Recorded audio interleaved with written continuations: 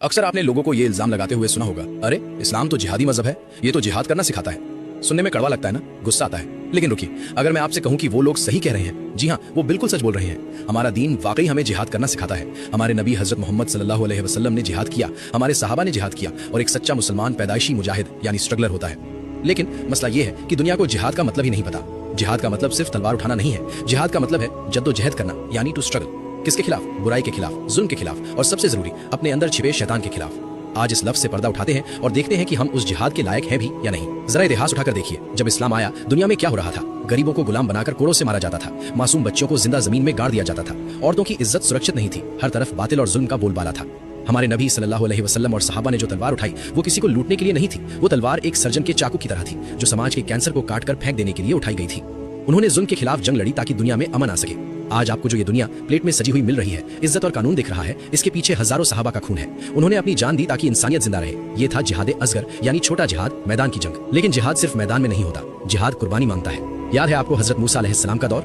जब फिरौन के जादूगरों ने हक को पहचान लिया और ईमान ले आए, तो फिरौन ने क्या किया? उसने हुक्म दिया कि इनके हाथ और पैर उल्टी दिशा से काट दिए जाएं और खजूर के तनों पर सूली चढ़ा दिया जाए। सोचिए उस मंजर को, हाथ कट रहे हैं, खून बह रहा है, लेकिन उनकी जबान पर क्या था? हम अपने रब की तरफ लौटने वाले हैं। याद कीजिए हजरत सुमैया रज़ियल्लाहु अन्हा को, इस्लाम की पहली शहीद।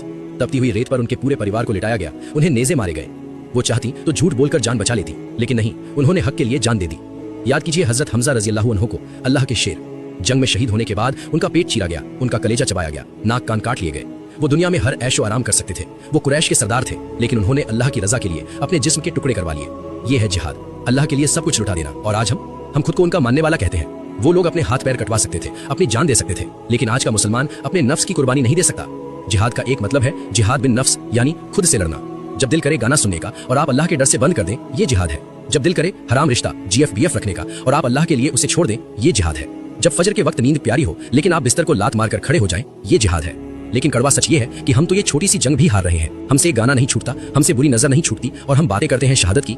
जो इंसान अपनी ख्वाहिश को नहीं मार सकता, वो बातिल को क्या खा खराएगा? मेरे दोस्तों, जिहाद लफ्ज से डरना छोड़ो, उसे समझना शुरू करो। असली मुजाहिद वो है जो अपनी बुराइयों का गला घोंट दे। अगर आज आपने अपनी एक बुरी आदत को अल्लाह के लिए छोड़ दिया, तो समझो आपने अपना जिहाद शुरू कर दिया। सहाबा ने जान दी, हम कम से कम अपने गुनाह तो छोड़ ही सकते हैं। अल्लाह हम सबको अपने नफ्स से लड़ने की तौफीक दे। अगर बात दिल पर लगी हो तो कमेंट में अल्लाहू अकबर लिखकर अपनी हाजिरी लगाएं और इस पैगाम को फैलाएं।